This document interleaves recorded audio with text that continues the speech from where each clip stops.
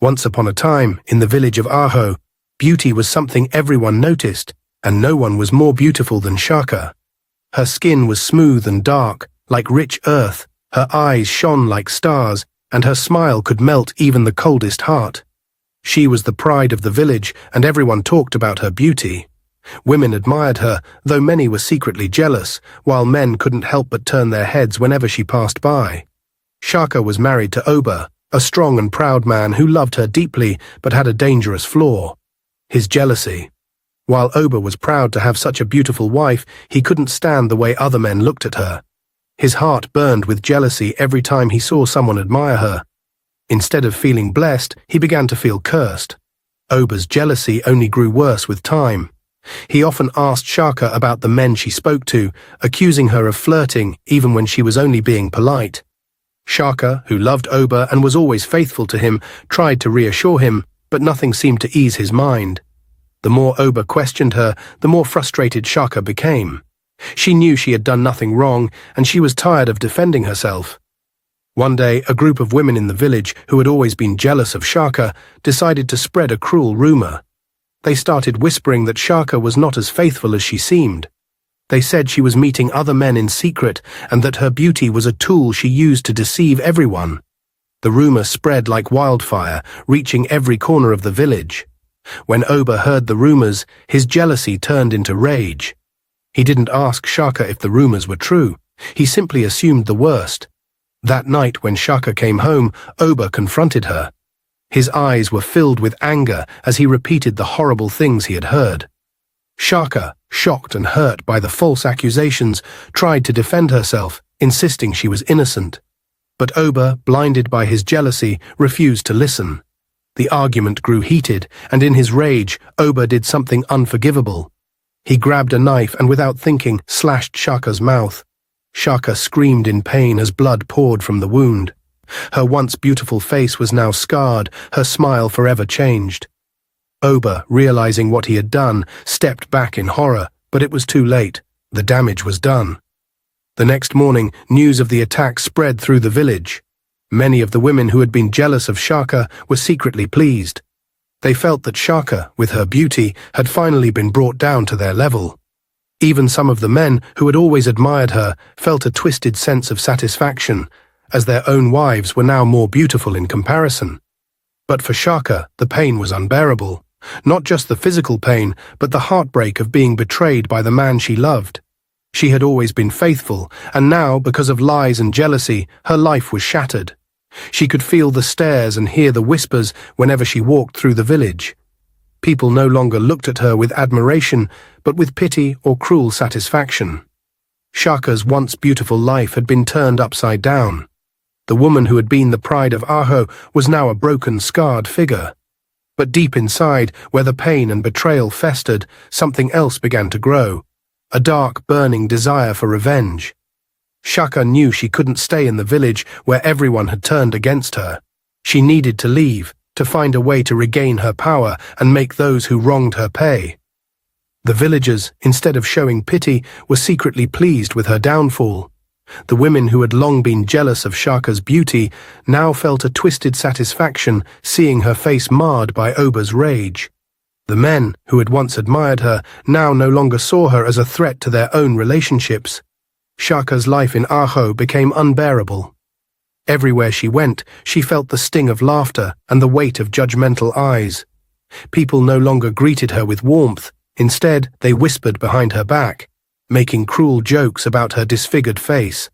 The village that once celebrated her beauty now took pleasure in her suffering. Shaka could no longer bear the pain and humiliation. She knew she couldn't stay in Aho, where everyone had turned against her. She decided to leave the village and seek out the one person who might help her: the old witch who lived deep in the dark forest. The villagers spoke of the witch in fearful tones, remembering the terrible magic she once wielded. Banished long ago for her dark practices, the witch lived in isolation, far from prying eyes. One night, under the cover of darkness, Shaka made her way into the forest. The journey was long and difficult, but Shaka was driven by a powerful desire for revenge. She was determined to find the witch and gain the power she needed to make those who had wronged her pay dearly. After hours of walking through the dense forest, Shaka finally arrived at a small crooked hut hidden among the trees. The air was thick with the smell of herbs and smoke, and the sounds of the forest seemed to hush as she approached. The door to the hut creaked open, and Shaka stepped inside. Inside the hut, the old witch sat by a fire, stirring a pot filled with strange ingredients. Her eyes were sharp and knowing, and she looked at Shaka with a piercing gaze. The witch had been expecting her. "I see your pain," the witch said, her voice low and raspy. "You seek revenge, don't you?" Shaka nodded, her heart filled with anger and determination. "I want the power to make them suffer, to take back what they stole from me," she replied. The witch smiled, her teeth yellowed and crooked. "Revenge comes with a price," she warned. "Are you willing to pay it?" Shaka didn't hesitate. She had nothing left to lose. "I am," she said firmly. The witch stood and began to prepare a potion, mixing herbs and whispering ancient spells. The air in the hut grew heavy with magic, and Shaka could feel a strange energy building around her. The witch handed Shaka a cup filled with a dark, bubbling liquid. "Drink this, and you will gain the power you desire," the witch said. "But remember, once you take this path, there is no turning back." Without a second thought, Shaka drank the potion. As the liquid flowed down her throat, she felt a surge of energy and a burning sensation in her veins. Her scars tingled, and her anger seemed to solidify into something powerful and dark. The witch watched with satisfaction as Shaka's eyes grew cold and her spirit transformed. "You now have the power to command the creatures of the earth," the witch said. "Use them wisely, and those who have wronged you will fall before you." Shaka left the witch's hut, feeling stronger than ever. She had the power she needed to take her revenge. Returning to Aho, she was no longer the broken woman who had left. She was something far more dangerous. The villagers went about their lives, unaware of the storm that was about to descend upon them. One morning, as Oba worked in the fields, he heard a rustling in the grass. Before he could react, a large, venomous snake slithered out from the shadows, its eyes fixed on him. The snake struck quickly, biting Oba's leg with deadly precision. The poison spread through his body like fire. Oba fell to the ground, his strength fading fast. As he lay dying, he realized that this was no ordinary snake. It was a creature sent by Shaka, controlled by the dark power she had gained from the witch. In his final moments, Oba understood the terrible price of his jealousy and rage. With Oba dead, Shaka had taken her first step on the path of vengeance. But she was not done. The village that had once celebrated her beauty would soon know the full extent of her wrath. With Oba dead, Shaka had only begun her revenge. The village of Ajo, where she once lived in harmony, was now her enemy. The people who once admired her beauty had betrayed her, and she would make them pay. After killing Oba, Shaka did not stop. Her heart was filled with darkness, and she was determined to bring suffering to everyone who had celebrated her downfall. The villagers were unaware of what had happened to Oba.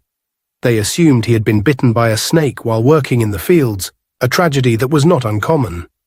But Shaka knew better. The snake had been sent by her command, and it was only the beginning. As the days passed, strange things began to happen in the village. Cattle that had been healthy the day before were found dead in their pens, their bodies twisted and swollen. Crops that had been growing strong suddenly withered and died. The villagers whispered among themselves, wondering what could be causing these misfortunes, but no one suspected Shaka. Shaka, now living on the outskirts of the village, watched with satisfaction as fear began to spread. Her power grew stronger with each passing day, and she used it to bring more suffering to the people of Aho. She knew their happiness was built on her pain, and she was determined to tear it all down. One evening, as the sun dipped below the horizon, a young mother in the village gave birth to a baby boy. The village should have celebrated the birth of a new child, but instead a deep sense of dread hung in the air. The child was beautiful, with bright eyes and a strong cry. But that night, as the mother slept with her baby in her arms, the child was taken from her. Shaka had been waiting for this moment. Using her newfound powers, she sent a dark shadow into the mother's home. The shadow moved silently, slipping into the room where the mother and baby slept. In the darkness, the baby's cries were silenced as the shadow took him away. The next morning, the mother woke up to find her child gone. She screamed in terror, waking the entire village. The villagers rushed to her home, but there was no sign of the baby. Panic spread quickly, and soon everyone was on edge, fearing for their own children. The villagers searched high and low, but the baby was nowhere to be found. Days passed, and the hope of finding the child alive faded. Fear gripped the village as more babies began to disappear in the night. Shaka had unleashed her curse upon Ajo, and the villagers were powerless to stop it. With each child she took, Shaka grew stronger. The villagers who once celebrated the birth of every new child now dreaded it. No one knew who was taking the babies or where they were going. But whispers of dark magic began to spread. Some began to suspect that the village was cursed, though none dared to speak Shaka's name. Shaka's revenge was nearly complete, but she was not yet satisfied. She wanted the villagers to suffer as she had suffered. She wanted them to feel the loss and pain that she had felt when Oba turned against her. She knew that taking their children was the worst punishment she could give. For the loss of a child is the deepest sorrow a parent can bear. The village of Ajo, once filled with joy and laughter, was now a place of fear and mourning. The people lived in constant dread, wondering who would lose their child next. They prayed to the gods for mercy, but their prayers went unanswered. As Shaka continued her campaign of terror, she began to steal something else from the villagers: the beauty of their women. Using her dark powers, she took the youth and beauty from every woman in the village, leaving them old and haggard overnight. The women's skin became wrinkled, their hair turned grey, and their strength faded. They could not understand what was happening to them, but Shaka knew. She was taking back what they had stolen from her, the admiration and attention that had once been hers. The village of Ajo was now a place of fear and sorrow. Children disappeared in the night, and the women's beauty faded away as if stolen by a dark wind. Shaka had unleashed her revenge on the people who had once mocked her, and she was far from finished. Every night, Shaka would stand at the edge of the village, watching as darkness fell. She could feel her powers growing stronger. The more the villagers suffered, the more her anger fueled her magic. She no longer felt the pain of her scars. Instead, she felt powerful, almost invincible. As the days went by, the villagers began to grow desperate. They tried everything to protect their children, locking their doors, keeping their babies close, and even praying to the gods. But nothing worked. Each time a child was born, Shaka's shadow would come in the night and take the baby away. The mothers would wake to find their arms empty, their hearts broken. The villagers were terrified, and they began to turn on each other. Some accused their neighbors of witchcraft, believing that someone among them was responsible for the curse. Others thought the gods were punishing them for some unknown sin. But no one knew the truth, that it was Shaka, the woman they had all betrayed, who was behind their suffering. But something strange began to happen. Despite her ugly scars, the men in the village started to feel an unnatural attraction to Shaka. It was as if her power over them grew stronger with every day that passed. They would find themselves drawn to the edge of the village where she lived, unable to resist her dark pull. Even though they knew it was wrong, they couldn't stay away. Shaka noticed this change and realized that her powers had grown in ways she hadn't expected. The men who had once admired her beauty from afar now came to her willingly, even though she was no longer the woman they once knew. This new power gave Shaka even more control over the village, as the men began to forget about their own wives, drawn only to her. The village elders, who had once been respected leaders, were now powerless to stop what was happening. They had no answers for the terrified villagers, and they themselves were too afraid to confront the dark force that had taken hold of their home. The village that had once been full of life and laughter was now silent, filled only with the sound of mourning and fear. Shaka's revenge had reached every corner of Ajo. The people were broken, their spirits crushed under the weight of her curse. But Shaka was not yet satisfied. She still remembered the day when Oba had scarred her, the pain of his betrayal still fresh in her mind. And she remembered the villagers who had laughed and whispered behind her back, who had been happy to see her fall. Shaka knew that there was one more thing she needed to do to complete her revenge. She needed to destroy the village itself, to wipe Ajo off the map so that no one would ever speak of it again. The thought filled her with a cold satisfaction, and she began to plan her final act of vengeance. As Shaka's power over the village grew, She became more confident and bold in her actions. She decided to move even closer to the villagers she despised, hiding her true intentions behind a mask of generosity. Shaka set up a stall in the village market, selling fresh meat to the people of Aho. The villagers, who were struggling with hunger and fear, were drawn to her stall as if by an invisible force. The meat she sold was unlike anything they had tasted before, tender, juicy, and full of flavor. The villagers were so charmed by the quality of the meat that they flocked to her stall every day, eager to buy from her.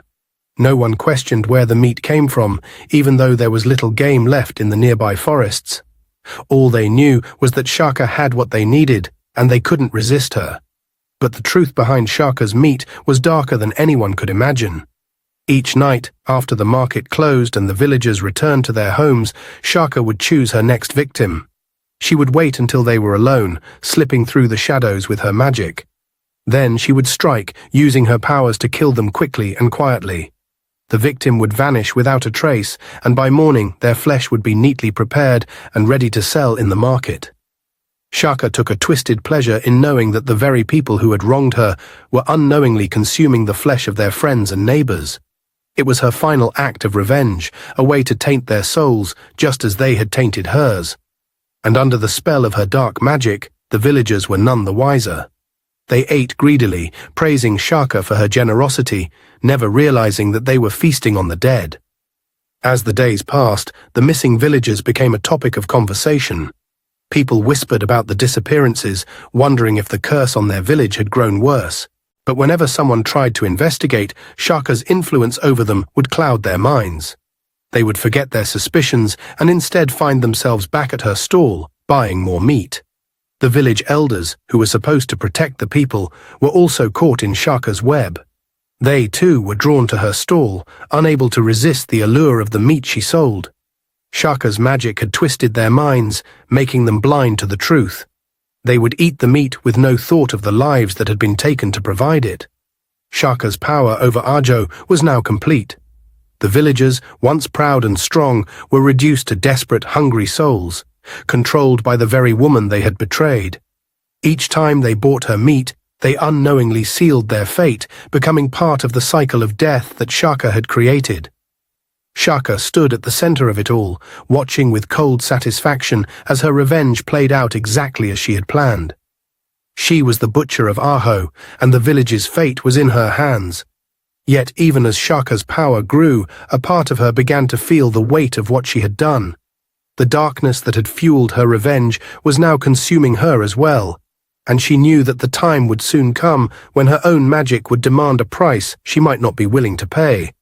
But for now, Shaka was content to watch the villagers fall deeper into her trap, unaware of the true horror that lay behind the smiles and the friendly greetings at the market. They were all part of her final twisted game, and Shaka was determined to see it through to the very end. Shaka's power over the village of Aho had seemed unstoppable. She had taken her revenge, turning the villagers into her puppets, making them suffer in ways they never imagined. But deep down, Shaka knew that her dark magic could not last forever. She had become reckless, believing she was invincible, but her magic had its limits. One day, Shaka made a grave mistake. In her hunger for even more power, she tried to cast a spell that would make her control over the villagers permanent. She wanted to make sure that no one could ever defy her, that her reign of terror would never end. But as she performed the ritual, something went wrong. The spell backfired, and in an instant Shaka felt her power begin to slip away. The villagers, who had been under her spell for so long, suddenly began to wake up. Their minds cleared, and they remembered everything: the missing people, the strange meat, and the terror that had gripped their lives. Anger and fear filled their hearts as they realized that Shaka had been behind it all. The charm that had kept them blind to her actions was gone, and the villagers were ready to take their revenge. Shaka, feeling her power fading, knew she was in danger. Desperate, she ran to the old woman in the forest, the witch who had given her these dark powers in the first place. But when Shaka arrived at the old woman's hut, she found only silence. The old woman was dead, her body cold and lifeless. Without her, there was no one to restore Shaka's magic, no one to help her now. Disappointed and scared, Shaka returned to her home at the edge of the village. She could feel the anger of the villagers growing, and she knew they would come for her soon. Just as she was trying to think of a way to escape, a villager came to her door. He was one of the few who had not been charmed by her magic. His face was grim as he warned her that the villagers were gathering with torches and weapons, ready to hunt her down. "They're coming for you, Shaka," the man said. "You need to run, now." Panic gripped Shaka's heart. She grabbed a few things and fled her home, running as fast as she could. She didn't know where she was going. She just wanted to get away before the villagers found her. But as she ran, she kept looking over her shoulder, terrified that they were right behind her. In her fear, Shaka didn't see the small, deep river ahead of her. The water was dark and fast, hidden by the thick trees around it. She stumbled, trying to keep her balance, but it was too late. Shaka slipped and fell into the river, the cold water pulling her under before she could scream for help. The river was strong, and Shaka couldn't fight it. The water dragged her down, and within moments she was gone, swallowed by the depths. Her life ended just as quickly as her power had faded, leaving nothing behind but the dark memories of the village she had once controlled. When the villagers arrived at Shaka's home, they found it empty. The woman who had caused so much pain was gone, her hold on them broken. There was relief, but also sadness and anger for all they had lost. The village of Aho slowly began to heal, but the scars of Shaka's curse would never fully fade. Dear viewers, what lessons did you take away from this dramatic tale? We'd love to hear your thoughts in the comments below. If you enjoyed the story, give us a thumbs up, share it with friends, and hit that subscribe button. Don't forget to turn on notifications so you never miss out on our latest updates. Thanks for watching and stay blessed.